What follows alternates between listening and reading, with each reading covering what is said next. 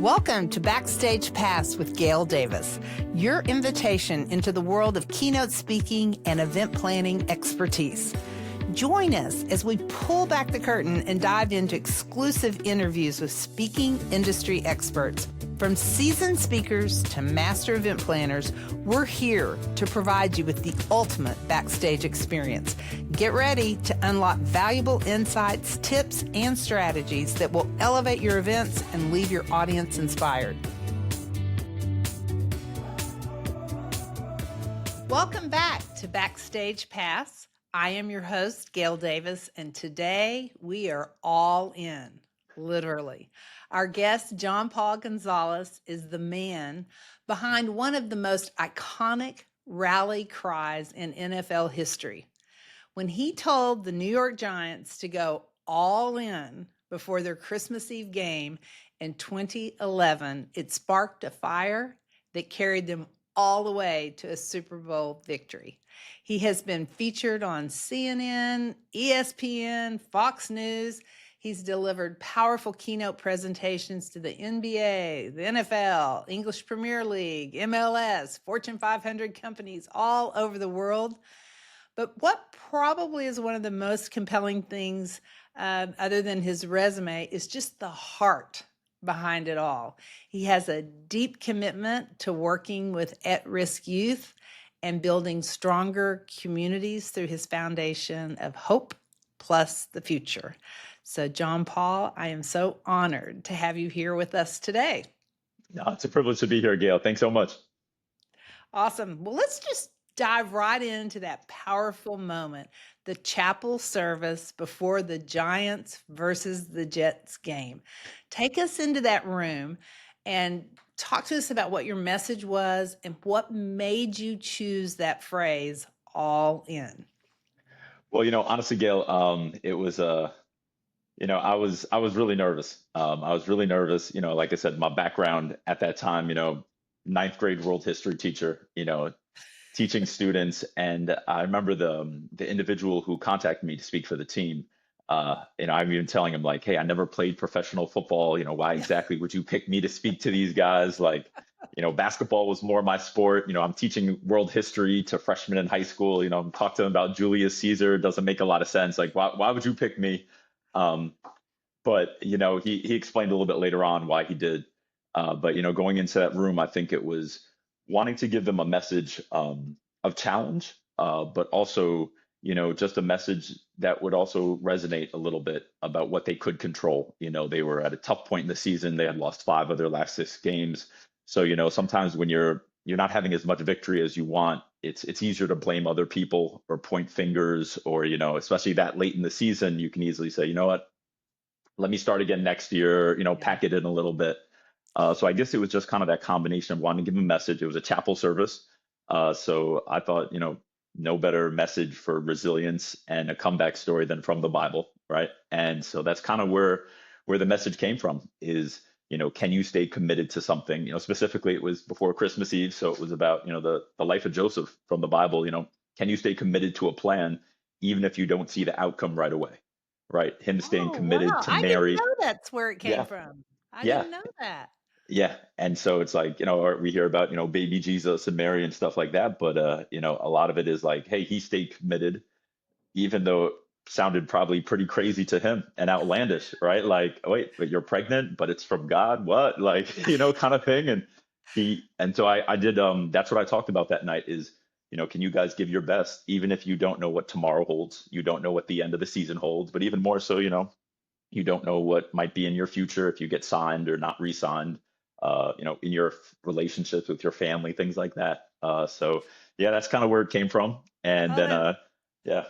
That's so awesome. Did you have any moment, not any moment, did you have any idea at that moment that this was going to become something so enduring, not just for the team, but for organizations all over the world? Oh, no way. No way. I mean, just even in that room, right? So Chapel, I mean, they've switched it now. This is my 10th season working with the team. We just had guys coming into the facility. It's the start of a training camp, OTAs this week.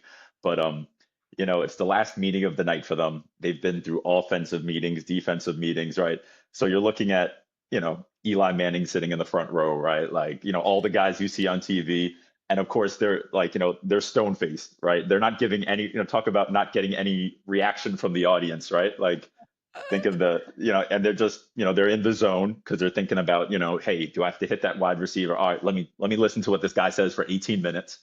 So there was no people coming up. There was no standing ovation. There was no applause even at all, right? It was just speak for 18 minutes. Coughlin, Tom Coughlin is very precise about his meetings. So he was like, I'd prefer if you finish early, like get it done. And then you say thank you, and then, okay, thank you. You may leave, right? Kind of thing. And Other yeah. than teaching, had you ever given what we would call a keynote speech anywhere?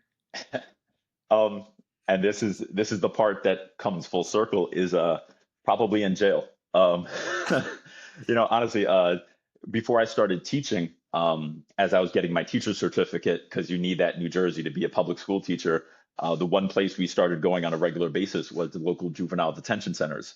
So, this is, for lack of a better term, a very captive audience, if you will. Yeah. And they said, hey, you can work with them, and, we'll allow you to work with them, on a regular basis if you want to come in here.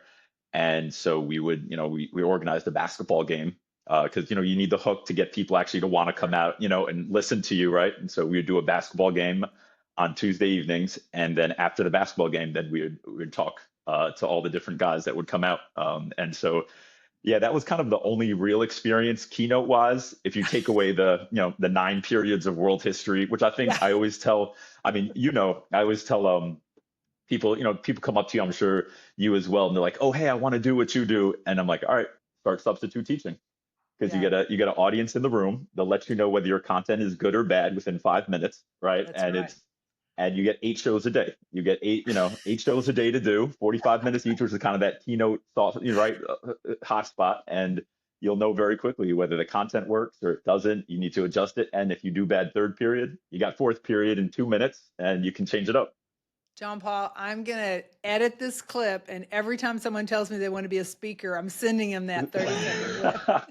I think that the local Department of Education would like it too. I think we have a lack of Yeah, subs, so I think that could hey, help that's out. awesome. You mentioned earlier that you had not played for the NFL, that basketball was your thing. Yeah. And you had a really amazing basketball career. You were first team All American, NBA, Summer League. You had professional offers, but you turned them down to work with at risk youth. And to me, that's a really bold all in move in itself. What drove that decision? You know what? Uh, you know, I'll precursor by saying like it never was a decision I thought I would make in the back of my mind. When I'd played a small Division III college, so I didn't really think professional basketball was an option per se. But was blessed my senior year, and that's where got to be an All-American, and then the invitation to go out and play in Los Angeles during that summer league period. But you know what? I don't know. Like I said, a lot of it goes back to my faith. My faith is really important to me. But right before I went out is one of the first opportunities we went to the local juvenile detention center to work with kids. It was a detention center that the basketball court, I'll never forget, is actually on the roof of the building. It's in Newark, New Jersey, Essex County Juvenile Detention Center. And there was something almost I don't know. Like I said, it's different for each person. Someone, they feel addicted to like being at Madison Square Garden and being on stage. There was something almost like that made me come alive, being on the top floor of the roof of the Essex County Juvenile Detention Center, playing basketball with kids that most people had given up on. And we brought pizza that day, and I'll never forget the look on the kid's face who said, "Wow, I haven't had pizza for 6 months." You know what I mean? And he's 13 years old. And once again, he realized there's consequences for his actions. So I'm not necessarily saying that, but it was just like, wow, like this could be used for so much more. And I have nothing wrong with professional athletics. Heck, I work with the Giants, so I'm a huge advocate for it. But I think sometimes there's calling on people's lives that takes them a different path. Much like the calling on your life that took you a little bit different than what people said was safe or the right way to go. When you met Nando and things that you're doing, you're like, I know this might seem a little crazy, but I really want to pursue this. I come alive when I get to do this, and Yeah, yeah. that's kind of what I followed. Yeah. I've had the opportunity with one speaker in particular. Oh, actually, I think a couple where I've gone to juvenile detention centers. Mm, And the first time I did it, as a mother with two boys, I think I cried the entire time. It just was so heavy to me that, like you said, poor choices, they got themselves, but man, my heart wanted to give them every tool possible yeah, to maybe learn the lesson yeah, and never go yeah, back. So, yeah, yeah, I really connect with your love for that. I think it's great. yeah. And you know what? There's something, I think it's interesting because it kind of plays on that idea of being all in because, it's usually the first time you go in, sometimes, not all the times, but sometimes in my experience, there's always that natural wall that's kind of up of, hey, what are you trying to tell me? Sure. You think you're better. And then I think that's the beauty of where I saw that God gave me a talent to play basketball is because, there's something, especially, I'll just say for us guys, sometimes sitting around a table talking about stuff, we're not as great at doing that naturally sometimes. But sometimes you put a ball in our hands or you lift with someone at the gym, those conversations of opening up just happen organically, right? And so I started seeing physical fitness as almost this bridge of where I can't get across the bridge to your land, but all of a sudden I give you a pass in the middle of a jail, and we're on the same team. Now we're connected, right? Which means when we're Yeah. sitting on the side, you start to naturally open up and tell me, yeah, I'm in here because I did this, and my mother, she visits me, and it's really hard for me. It's amazing how that happens, and so I would say that's kind of where the all-in methodology kind of comes from is just, when they see your genuine commitment that you're not doing it because it's, just a community service thing or something, just to like, hey, I'm doing my good deed for the year. But they're like, man, why do you show up here on Tuesdays, man? Like, I know you're not getting paid for this, right? Like, and then it almost naturally opens up the doorway for them to be hungry to actually listen. I've never seen a more, like I said, for lack of a better term, but I genuinely mean this, like captive audience that genuinely listens on the edge of their seat because it's something when you come to the bottom of yourself that you're willing to listen to things you wouldn't have listened to before. You're willing to hear ideas and open to concepts that before you said, I'll try that eventually. You could be sitting at a year beginning meeting for automaker dealer and half the audience is like, yeah, that sounds good, but I have my own way kind of thing, or maybe this is not for me. But usually you don't meet a lot of people in those places that are like, yeah, I'm doing good on my own kind of thing. Yeah. How do you think your background as an athlete has helped shape the message when you speak to the youth or when you speak to corporate teams? Um, I think I think there's that element of resilience that you get to be put in almost like these fishbowl atmospheres, right? You understand what pressure is at a very young age, and let's just say a very low consequence. But for you, the consequence is high. Winning the third grade, 3-on-3 basketball tournament, that's life, right? That's you dream about that for 3 months. And then when you miss and you lose in the first round, you also, dream about that, have nightmares about that for the next 3 months. So I think it kind of puts you in situations where you learn what it is to have pressure, where you learn what it is to, put in effort, even if you don't see the results right away. Um, and so I think a lot of those experiences, one of the it's like, I'm sure with all the different amazing places you've been, like there's some places that you're like, man, I wish I just had a teleportation machine and I could take them here or there. And one of the Yeah. things I always tell different groups that I work with, whether it's a sales team or, a group in a classroom is I remember when I was out in the summer league as part of the free agent team with like Los Angeles, they took us to this hill and it's right by Manhattan Beach, not too far from Yeah. Venice Beach. It's called Sand Dune Park, and it creeps up on you because you're in the middle of a neighborhood and you make this one turn, and literally there is a sand dune hill that is almost 5 stories high. And I remember they took us to it one of the first day of training when I was out there in Los Angeles playing basketball, and they said, "All right, guys, your goal is you need to run to the top 5 times." And it was around 12 o'clock. And so naturally, you go to run up it and you have your sneakers on, but the sand is so fine that your feet sink. So you're like, all right, I'll do it barefoot, right? Like on the Yeah. beach. And when you take your shoes off, the sand is so hot that it like burns that little like fleshy part in between your toes. Yeah. And so you had to keep your socks on, but even with your socks, it still was hot. And everybody could make it up like 2/3 of the way up just off of, physical ability, right? We're Right. 6% body fat. We're all, But that last third, like it literally took going to mentally another place to get to the top. Because by two-thirds up, doesn't matter how strong you are, how talented you are, like your legs are gone. Like they're burning, they're gone. And to get to the final third up that last like almost 200 feet, it took you going to another place, knowing this was suffering. But how do you get through suffering in a hard time? And I use that in analogy in a lot of my talks. Is the beautiful thing is like a pearl was one of the most prized possessions in our history.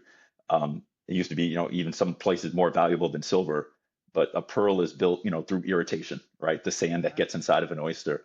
And so for me personally, I'd heard that story before, but it came alive in a whole nother way when you're running up this sand dune hill, outside of Los Angeles, and you're trying to get your spot on the team. There's 15 other guys who want the contract too, and you just got to go to a different place to get it. And I think sports and athletics has that ability to put you in situations where you can physically not just hear a concept but physically endure a concept that I think just like any teacher knows, the more you can use different modalities and learning styles in the same lesson, the more it's going to stick a little bit better.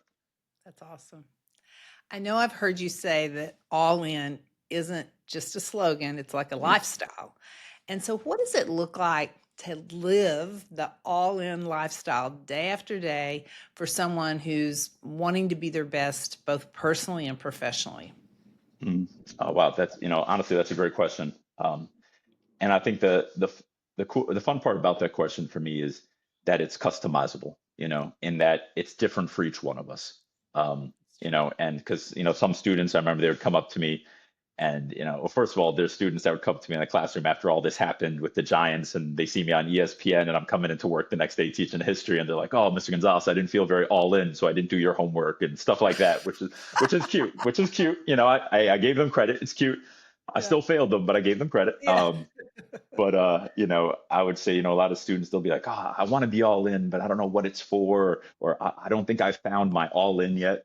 And I remember hearing a quote one time, and it resonated with me. It says, when our when our present has our full focus, our future will become clear. Oh my And gosh, I've got to write that down. Say it that again. says, when our present has our full focus, our future will become clear. And so for me, That's that's like, good. it really stuck because oftentimes we're so busy thinking about next week, next month, next year. And I can be guilty of it too. I get anxiety about it, or, with my daughter who's 8 and third grade and my son who's going to kindergarten next year. But it's interesting, like, yeah, but so many times that can distract from me just being fully present with them right here, right now, on the day after spring break ended. And hey, can we build one more Lego thing before we got to do homework for tomorrow, or things like that? And it's amazing how, that's my concept of all in is, making it a present day reality and not just a future focus. One of my favorite tips that I picked up from you was the um, locker, the box for the Yes, cell yes, phone when you come yeah, home from work. Would you share that? Because yeah, I yeah, think it's genius, especially the yeah, yeah, fact that the kid gets to set the timer. I yeah, love it. yeah, yeah. I was coming home, and as I talk about it, is my daughter, she would tap my pant leg, and she was young, she was around like 1.5, and I realized I'd pull out my cell phone, and she'd get all excited and take it and run with it. It was cute until it's not, and then I was just I started remembering my child psychology professor teaching us during as I was finishing my master's degree that kids can discern what we value at a very young age. It's not just the fact they watch us so much; it's a survival instinct. They want to know what we value to either assimilate with it, so we'll value them more, or usurp it, so they'll be higher on the value chain. Um, and I just hated the idea, maybe it wasn't true, but I hated the idea she thought she was more valuable when she took my cell phone, right? And to some degree, she did get a lot of attention when she ran out of the room with it. So maybe we were affirming it, but we got this box off of Amazon, um, and it has this little dial at the top, as you mentioned, and anything you put inside of it, when you put the lid on, you turn the dial. It's a little LCD screen. It's like 30 or 40 bucks, I think. And when you turn it, then you press the top of it, and it locks. It has no kill switch or cancel button, and whatever's inside locks until the time elapses. And so one of the things me and my family did is we put that box right on our kitchen table. And so when I'll come home from a speaking engagement, red eye flight, it's so easy. You turn on the phone and you get in the door and you're happy to see them, but you hear a ding or you hear a buzz, and before you know it, they're at your feet, but then you have something even closer at your face, right? And that's blocking, that interaction. And so we'll take it, and sometimes we'll have the kids set it, and we'll press it, and I just want them to know that I'm fully engaged with them. And for me, it's a good discipline because it keeps me, hey, the next 20 minutes, I'm all here. I'm on the floor with them, or I'm listening to the stories. And I was convicted because my son, I remember one time I didn't use the box, and he said, "Daddy, listen to me." And I said, "I am." And he's like, "No, listen to me with your eyes." And I think, kids, a child psychologist was saying the other day on a panel I was on, and I think she's right. She's like, the generation we're trying to reach right now, they listen with their eyes, right? And so, it's not just about what we say to them, it's about can they see it? And they think very much, hey, you listen with your eyes too, daddy, right? And so I think she's right. And so now, in all clarity, Gail, it's made of plastic. So if I needed to, I could just break it and get my phone out. And in all clarity, I've been through 3 or 4 boxes, right? I've broken about 3 or 4 of them. So I'm not going to say I'm perfect. But it is a good discipline, and seeing it right on the buffet as you come in, it's helpful to kind of prioritize, hey, I'm here now. Let me be all here. I think it sends such a strong message. I love it. Speaking of messages, um, I know we have booked you like 39 times, and we have you in like 15 proposals right now. And so I kind of know the answer to this, but for the event planners that are listening, what audiences are you most often booked for? I know, there's sales kickoff meetings, there's incentive trips, there's leadership conferences, there's association meetings. Where do you find you're most frequently booked? Yeah, and it's interesting because it's such a wide, it can be such a wide just swath. I remember last year there was a time where we just played a Monday night football game, and then like within 2 days I was driving to Indiana to speak for a casket company, right? Like it was like, and it's a little, that's their profession, and obviously they're really good at it. Yeah. But it was like the number 2 casket company in the world. I was like, oh man, this is like, it wasn't, anyway, it was different. But I would say, the groups that I think it resonates with is, of course, you got your year beginning meetings, and that's always a pleasure because you're kind of kicking things off, and it's really saying, guys, what if we were committed? Kind of like in that locker room with the Giants, hey guys, we know we're all talented in here. We know we're all professionals, but maybe some of us are giving 90%. Maybe we heard some rumors and we're like, you know what, let me play it safe. Let me not take the risk. Hey, let's just start with the first quarter. What if we gave everything? But I would say personally for me, one of the things I enjoy, and that's what I love, to customize the message as much as possible, no matter who I'm working with, whether it's a year beginning meeting or, a local community or a nonprofit, or I do a lot of stuff with education as well, is making it personal. Because, like I said, just speaking honestly, can you use it to increase your profit margin by 24% for the first quarter? You definitely can, right? And the cool part is, we get chips and we put the team's logo on them, whether it's General Motors, or I remember we made chips for Apple. We put Apple's logo on them when we spoke to them, and trust me, it's fun. But I always, during the talk, I always say, guys, yes, let's use it for this initiative. Let's use it for this new, learning this new software that's going to integrate with the systems, of course. But I said, don't forget to take the chip home with you, because I was like, there's chances are that, what does Alden look to you, as a father, maybe as a mother, as a sister, as a brother, maybe son or daughter, maybe grandparent, maybe, as a niece, a nephew, uncle, aunt, maybe, what does that look like to you personally? And I love to take that step a little bit, because I find sometimes we can be all in for pressing details out there, like we said with the box, but we come home and we lower it a notch, and then I even take it a step further the past couple of years, because I found I was guilty of this myself too. And this is something that, took me a little while to learn, is sometimes we can be all in for everybody else and we stop being all in for ourselves. That's a good one. And I say you can't be all in for others very long without taking some time. I'm not saying you got to take, a 2 month sabbatical, or no, some of us, I get it. We don't have the time for, a year-long vacation, but maybe it's just that 20 minutes. I know for me, like, it was taking the clothes off the Peloton because it came a really great hanger, right? And it was, it might be that 20 minutes, it might be that coffee date, and it might be that trip to Europe, you always say you're going to take next year or when it dies down. And it's been 10 years you've been saying that, So one of the things we do when we talk to different groups is I always love taking it a step personally of saying, yes, let's do it for X, let's do it for Y. And this is important, this is our profession. We should take pride and excellence in it, but also don't forget the chip when you get home.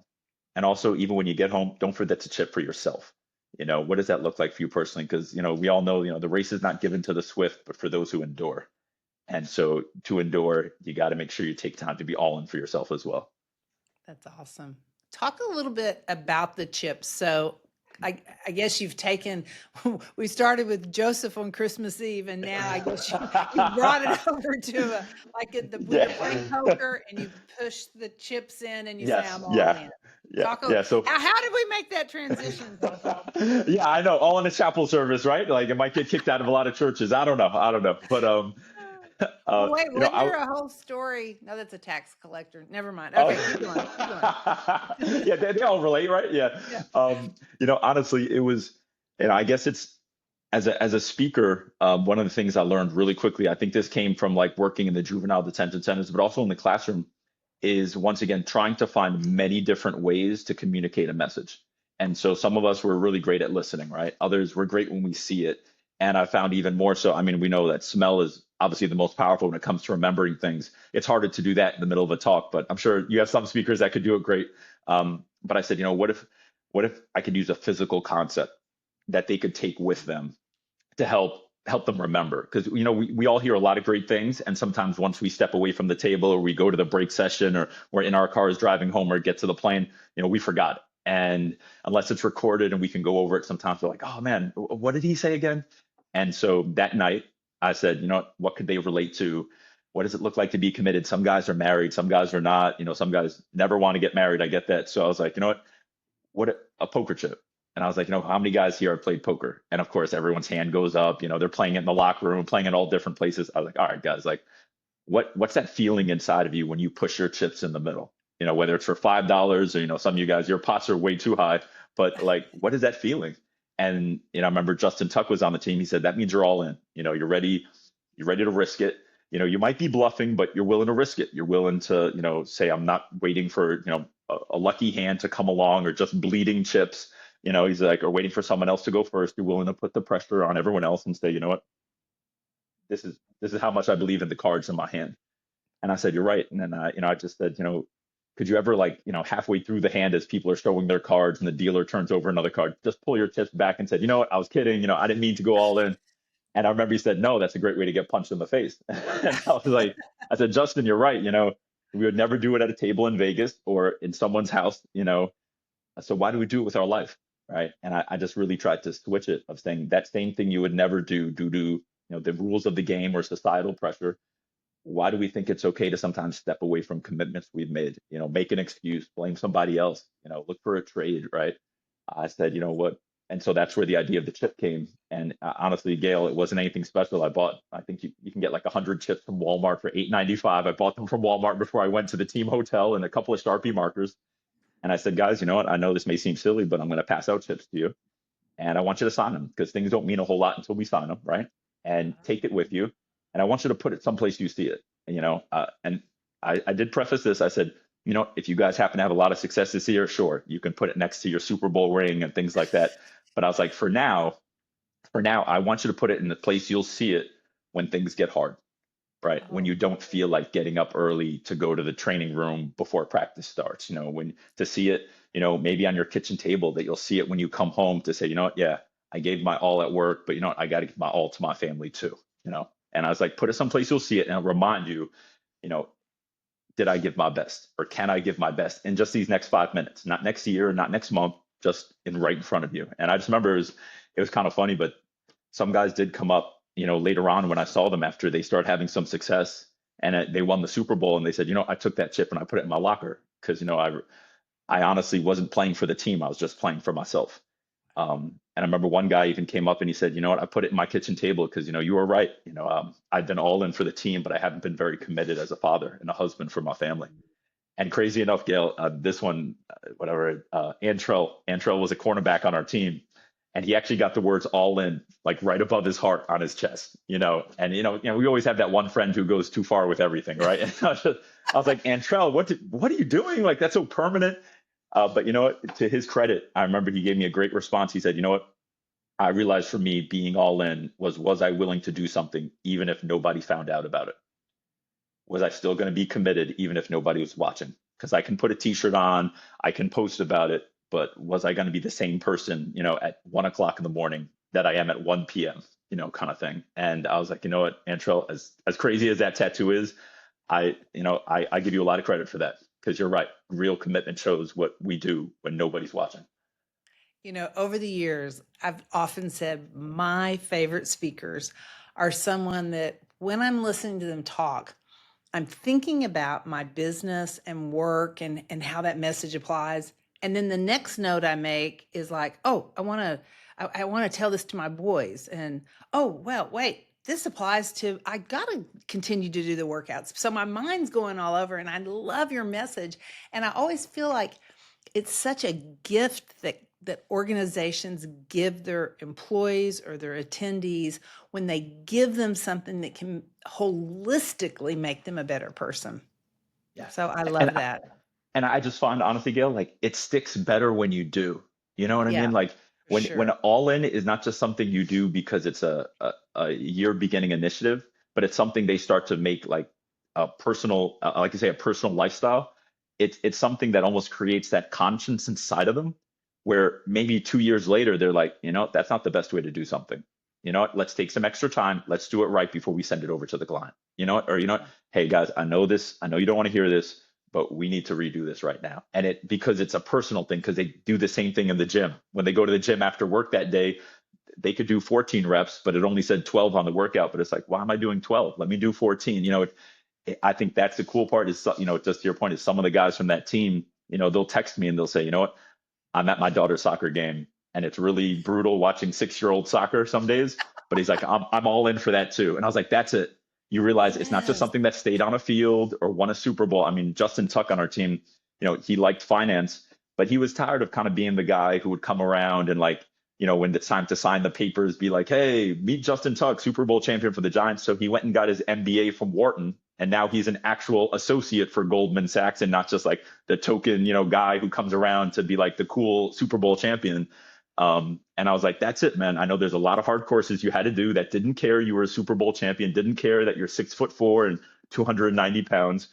And he's like, yeah, that was all in for me, is going back to school, getting my degree, and actually being a part of the process and not just being a cheerleader on the side. Oh, that is so awesome. That's so awesome. I know you talk about the power of resiliency. You talk about healthy habits, overcoming limiting beliefs. Do you have a personal moment where you really had to lean on those lessons for yourself? Yeah, yeah. Man, a lot, a lot, honestly, Gail. I'd say two that just jump to mind is, first of all, I mean, we talked about this when I had a chance to visit you for your, congratulations again on 25 years, which is so awesome. So Is glad you were here. Yeah, no, it was a privilege. Thanks. Was 2020. I mean, you know as well as I do. I mean, Mhm. things were hard. Things were hard, and you do a lot of stuff virtually, but I mean you were getting hundreds, if not thousands more than I was of, hey, sorry, hey, no, sorry. It's like, all right, okay. And it's like, oh yeah, we also need the deposit back too, right? It's like, oh, okay, right. And which is totally makes sense. But it It was was hard. it was that time where I started, as I mentioned to you guys, getting into coffee and getting up early at 5 a.m., going into Manhattan, opening up the coffee shop and really falling in love with the process of making a really great espresso or a great latte, and I know it sounds silly, but it was kind of the the resilience it took with that, and realizing, hey, let me treat every single latte that comes off of this $30,000 espresso machine from Italy, and let me treat it like it's the best one I could possibly make. Whether the person appreciates it or not, whether they say thank you or not, whether they say I made it too cold and now I have to remake another one that because it's not hot enough. You know how it is. Like sometimes people in New York, they can be a bit they're beautiful, but they're from New York. You know what I'm saying? We don't need to go into detail, but It's just really learning that. And I think the second thing that helped me a ton, that'd be the first thing, is getting into the coffee education business, opening up coffee shops, but really falling in love with the process again during a tough time, and staying detail oriented, even though your mind can go so many different places when you're behind bar and you got 20 tickets and 20 coffees you got to make. Really choosing to make each one with excellence, instead of like, you know what, I remember someone one time, I went to a coffee shop and they're like, it looks brown, it's good. And I was like, wow. Right, like they didn't care, it wasn't dialed in or this and that. And so that So the was huge for. focus, being present, Yeah. um, commitment to excellence. So you mentioned the coffee, but I don't know if our listeners are aware that you are the founder of Hope Plus Yeah. Future Yeah. Foundation, Yeah. which is doing a lot of wonderful work Yeah. with youth. And these coffee shops, you open them so that juvenile youth can gain real life skills experience. So talk a little bit about that project. Yeah, so I started opening coffee shops with a company called Bluestone Lane Coffee, and that's where I got certified as a barista and education. And the amazing thing is doing that as a way to, resiliency, buy diapers and things like that, because I just had my second son. Was my second child, excuse me, my son, was I started seeing that, man, coffee is an amazing, it's a trade. If you can make a good espresso, you can get a job in New York as a barista for $28 an hour. You could get a job in London, right? It's a universal drug, if you will, right? And so I said, what if I was able to teach students this trade and give them job opportunities, right? And so that's from something that was part of survival during the 2020 time. It actually became something that we started, we got a mobile coffee cart and we started going into schools and going into, at our youth center that we had, we would say, hey, who wants to learn how to be a barista? And we just started doing coffee education classes and coffee certification.